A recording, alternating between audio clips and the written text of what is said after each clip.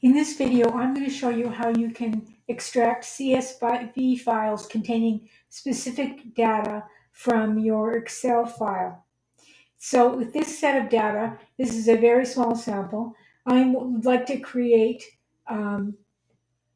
both the salesperson and the type of sales that they had. I would like to create a CSV file for each individual one of these. So my macro is called extract, and so I will run that to start with.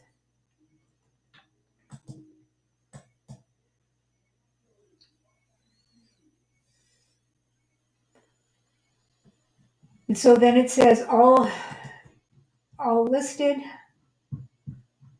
And so there you have, at the top here, we have a hyperlink to every CSV file that I have created from my list of data. So now let me show you the code.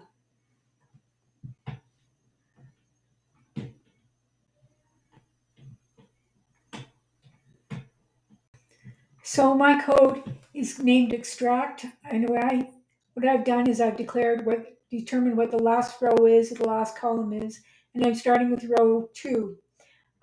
Combo is the string that I'm creating. I'm creating a combo so that I have accurate sorting by each one of these. So the salesperson is in column 10, and the sales type is in column 11. And so my combo is the salesperson underscore sales type. And that we're calling sheet 1 cells R11 value equals combo. Now, what I'm going to do is I'm going to call my sort, which is a basic sort, which I will show you after. And then what I'm going to do is I'm going down from the top of my my file to the last row, and I'm saying this is the combo value in the 11th column.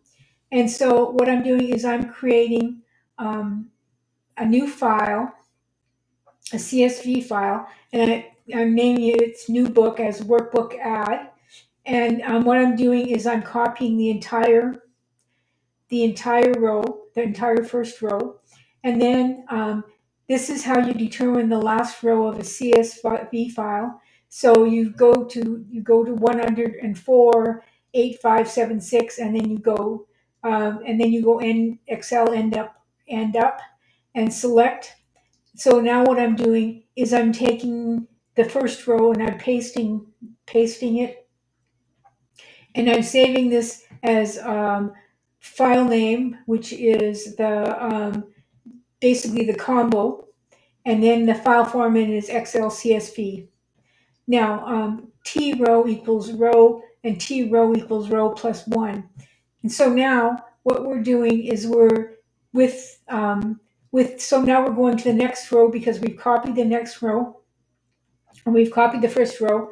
And then what we're doing is we're checking to make sure that the T row is equals to the one above it. So we've gone down to the next row, and if the next row looks like it's the same as the row above it, then what we're going to do is we confirm this again, and then what we're going to do is we're going to copy the entire row, and then we're going to put it on the bottom of the CSV file.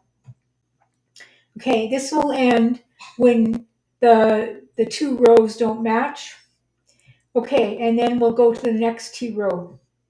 Okay, so then it's going to go, then we're going to go and we are going to count. We're going to count, so each record, each one is going to be 1, 2, 3, 4 for each record they have. And then we're going to new workbook, close, save changes true, and then row equals T row minus 1, so that you're not beyond where you're supposed to be. Okay, so then the two files I want to show you is create links. And so on my second sheet in my workbook, I have links to all the files that I have created. And so what I'm going to do is I'm going to go into my module 2, and the create links is basically it's taking do while file name. It's looking in the file folder, and then it's selecting uh, row one, column one, and with active cell you're going to add a hyperlink and the file name, and then you're going to the next row. So that's how you create the hyperlinks. And then my sort is just basically a sort. I'm sorting by K, and that's where the combo button was created.